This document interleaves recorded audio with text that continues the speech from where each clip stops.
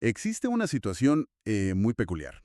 Y fíjate que pasa mucho cuando alguien hereda, digamos, un reloj mecánico antiguo. Ajá, una pieza clásica. Exacto. Un objeto bellísimo que, no sé, el abuelo de la familia construyó pieza por pieza hace décadas. Y al principio, justo tras la herencia, pues funciona de manera impecable, ¿no? Parece que el tiempo no pasa por él. Sí, sí, todo marcha perfecto. Pero un día, inevitablemente, empieza a atrasarse. Entonces la familia, con toda la buena intención del mundo, abre la tapa trasera para intentar arreglarlo. Y la sorpresa es paralizante.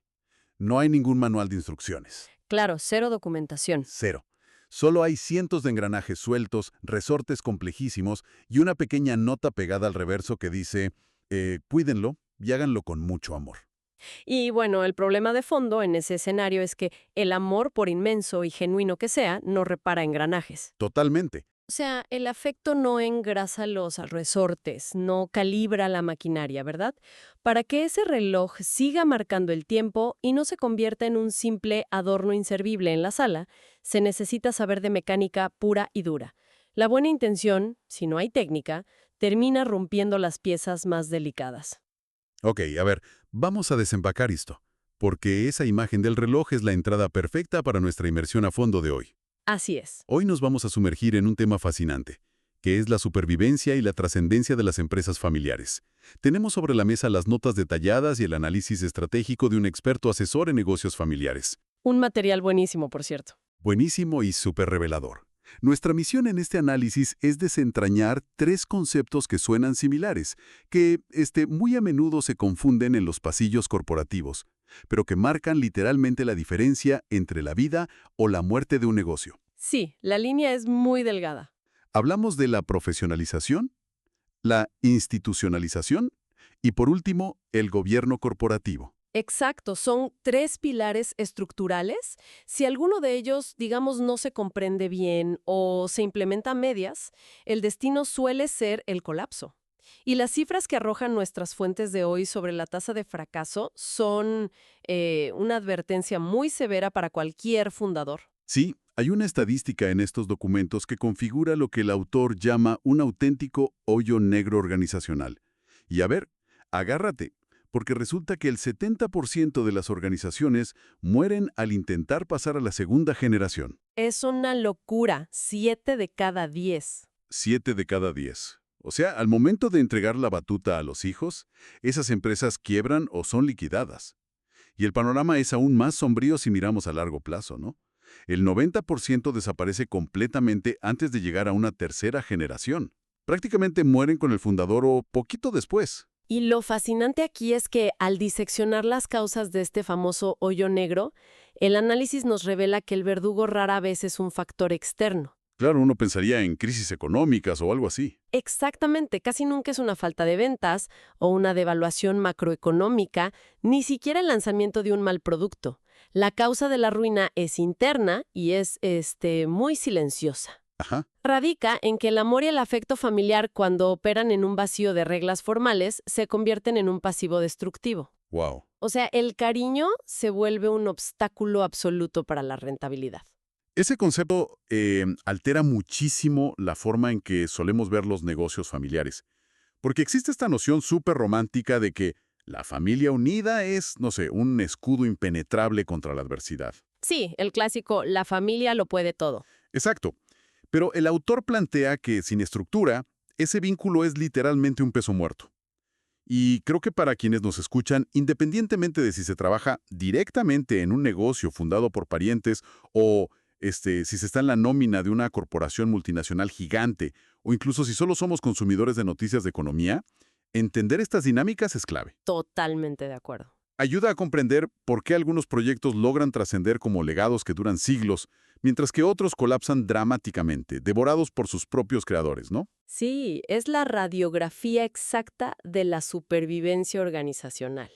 Y bueno, para evitar ese colapso, el asesor plantea un primer paso que es indispensable. El primer hueso de este esqueleto analítico es lo que llama la profesionalización. Que ojo, las fuentes aclaran de inmediato que profesionalizar no significa hacer una purga corporativa estilo película y despedir a todos los parientes en la cena de Navidad. No, claro que no. Sería un desastre familiar. Exacto. El objetivo no es vaciar la empresa de familiares, sino dotarlos de algo que el autor llama criterios de mérito.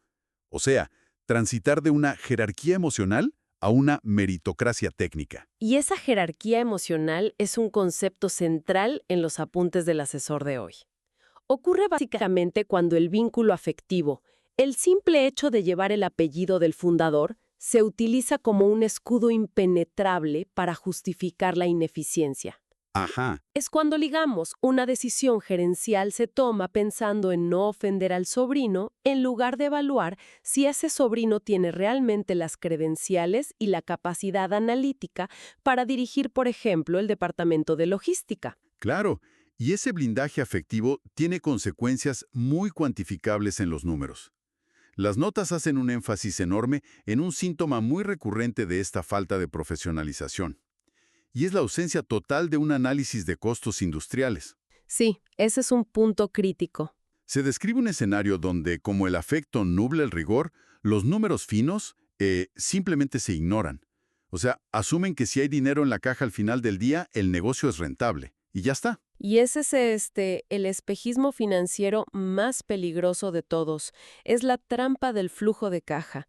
Porque tomar decisiones estratégicas basándose únicamente en el dinero que entró hoy a la cuenta bancaria es una negligencia contable tremenda. Sí. O sea, entra efectivo porque se vendió mercancía.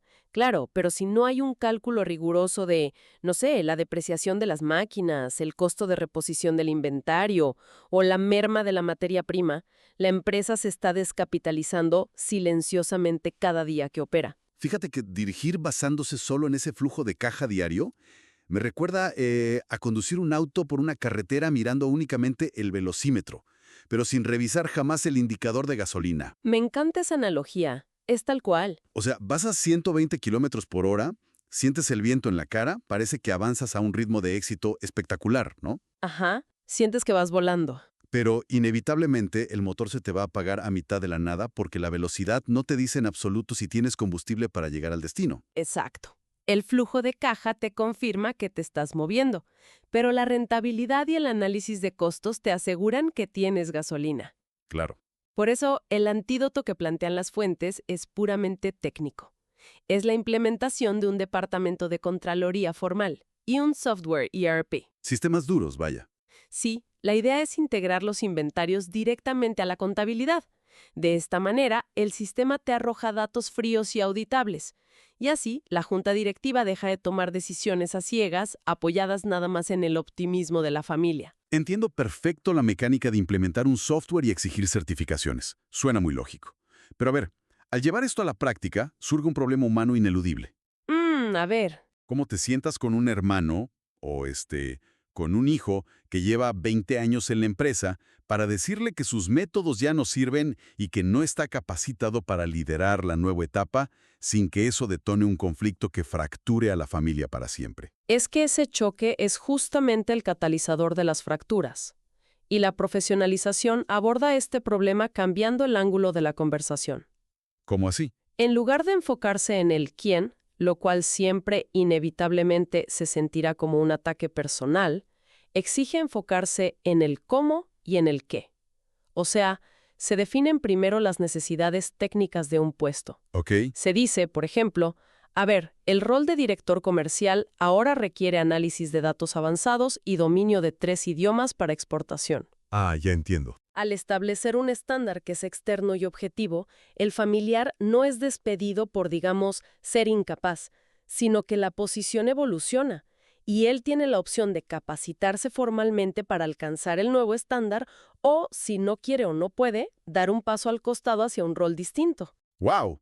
O sea, se despersonaliza el conflicto por completo. Totalmente. Ese es el truco. Y si logramos superar esa barrera, pues ya tenemos a miembros de la familia capacitados técnicamente, la jerarquía emocional se reduce y los sistemas contables funcionan, ¿no? Digamos que el primer pilar está operando. Ajá, así es. Sin embargo, el texto advierte que tener talento capacitado no resuelve la fragilidad a largo plazo, porque si todo el conocimiento de ese talento está guardado exclusivamente en sus cabezas, la empresa sigue pendiendo de un hilo. Sí, es un riesgo gigante. Y esto nos lleva a explorar el segundo pilar estratégico de hoy, que es la institucionalización. Y este concepto opera bajo una premisa implacable, que destaca mucho el asesor en sus notas. Las personas pasan, las empresas perduran. Qué frase tan fuerte. Sí, y la institucionalización lo que hace es mover el reflector del individuo hacia el sistema. Su meta es erradicar esa vulnerabilidad que significa depender de la presencia física, de la memoria o de la voluntad de figuras clave. Y bueno, habitualmente esa figura es el mismísimo fundador, que concentra décadas de experiencia empírica. Ese es un perfil que está clásicamente documentado en los negocios familiares, ¿no? El fundador que no necesita abrir un archivo Excel jamás porque tiene absolutamente todos los números en la cabeza. Sí, la computadora andante. Conoce los márgenes de descuento de cada proveedor, sabe exactamente cómo tratar al cliente más difícil con nombre y apellido y tiene acuerdos no escritos que literalmente sostienen la operación diaria. Claro.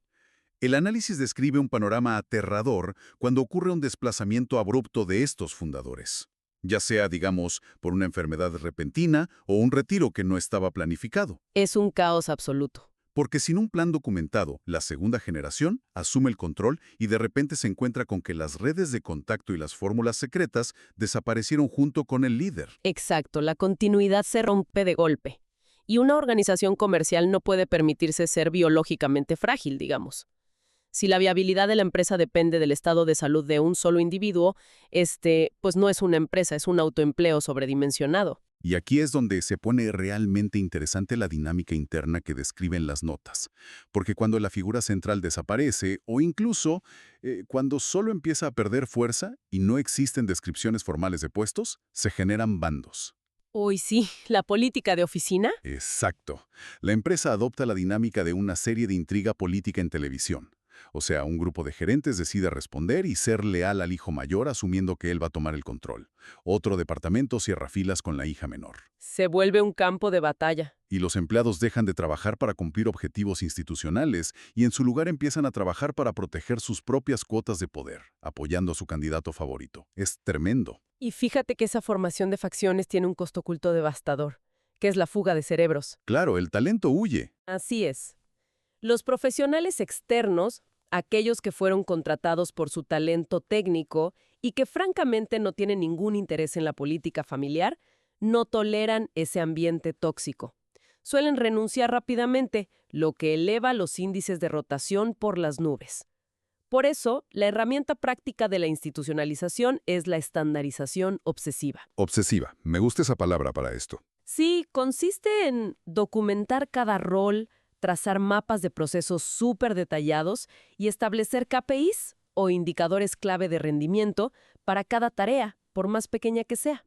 Que regresando a la analogía del principio es finalmente sentarse a escribir y publicar el manual de instrucciones de ese reloj antiguo, ¿no? Exactamente. Para que cada empleado sepa qué engranaje le corresponde mover sin importar quién sea el dueño del reloj en ese momento. Y esa es la transformación profunda, porque la institucionalización asegura que la curva de aprendizaje, las relaciones con proveedores y las metodologías se conviertan por fin en un activo tangible de la empresa. Pasan a la empresa, claro. Sí, pasan de ser el secreto mejor guardado de un individuo a ser propiedad intelectual de la corporación.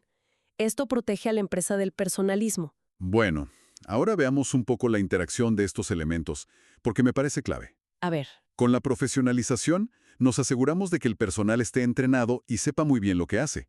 Luego, con la institucionalización, garantizamos que los procesos estén documentados y el negocio no dependa de la memoria de nadie. correcto. Pero queda un eslabón fundamental por analizar, porque los manuales operativos te dicen, no sé, cómo fabricar el producto paso a paso, pero no te dicen si debes comprar a una empresa competidora o si debes abrir operaciones en otro país. No, eso ya es otro nivel. Exacto. Cuando surgen diferencias de opinión a ese nivel estratégico, ¿quién tiene la autoridad final para decidir sin que se arme un drama familiar? Ese vacío es el que se llena con el tercer pilar, el gobierno corporativo.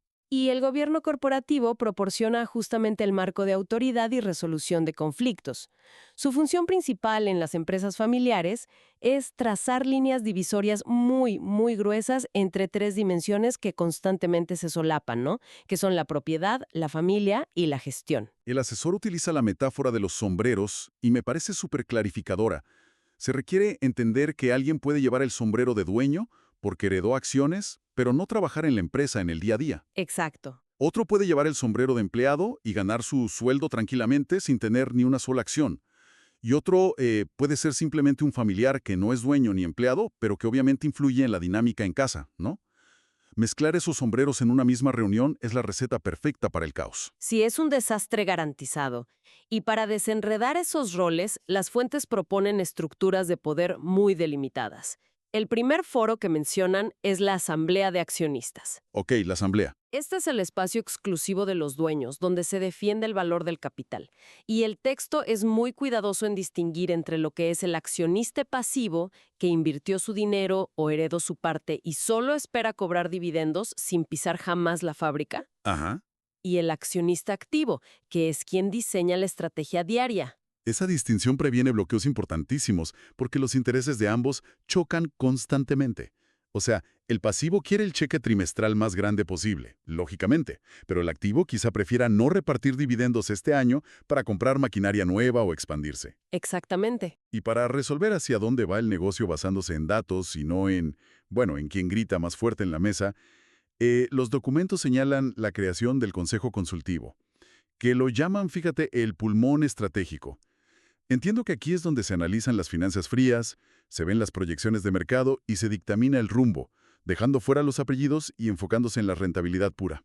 Sí, el Consejo Consultivo opera, digamos, bajo la frialdad de los números.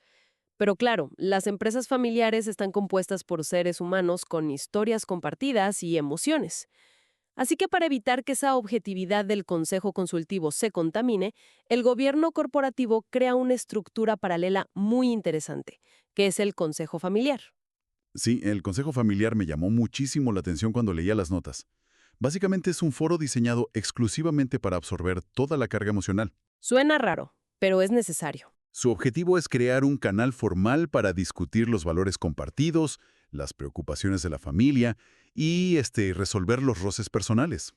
Actúa como un muro de contención, ¿no? Así es. Evita que las fricciones que nacen en la sobremesa del domingo se trasladen a la sala de juntas el lunes por la mañana y terminen paralizando una decisión financiera clave. Y esa es su función vital, compartimentar los conflictos.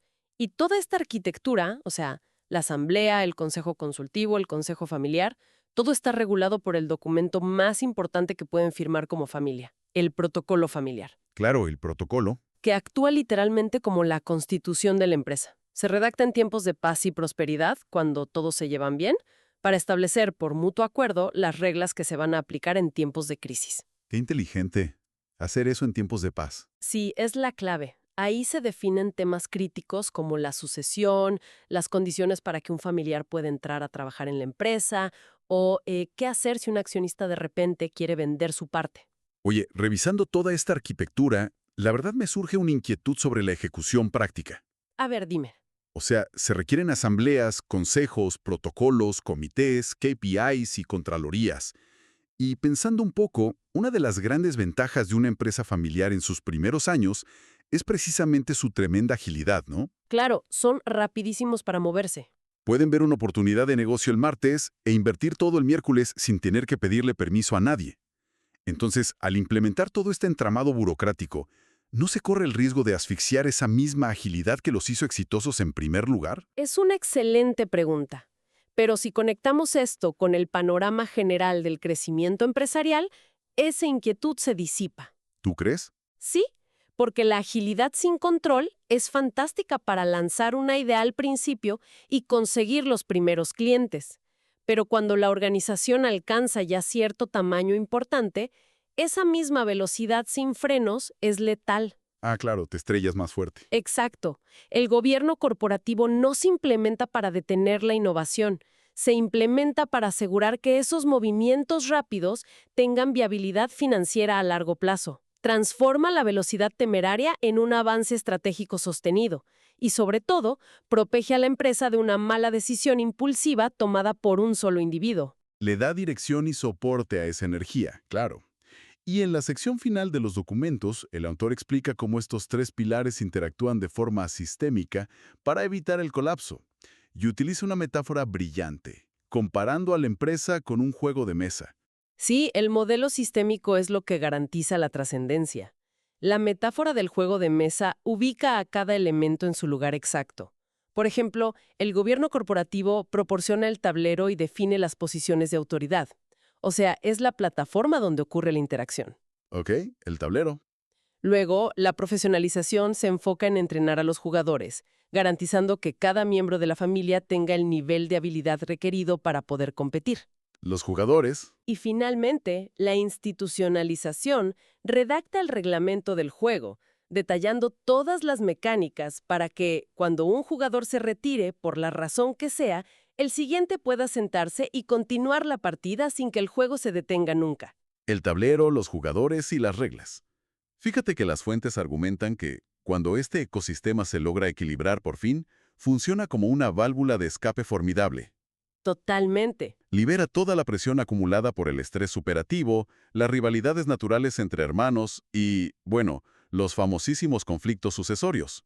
Porque las diferencias de opinión ya no son ataques directos entre familiares, sino disputas técnicas sobre la interpretación del reglamento en el tablero corporativo. Y el contraste es enorme.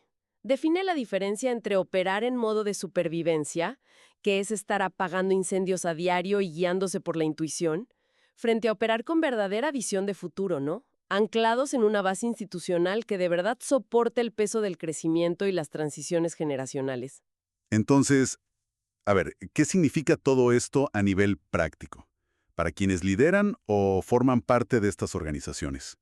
Al absorber este análisis, la conclusión para mí es que el verdadero respeto por una empresa familiar no se demuestra permitiendo que los parientes mantengan sus privilegios operativos a costa de la rentabilidad.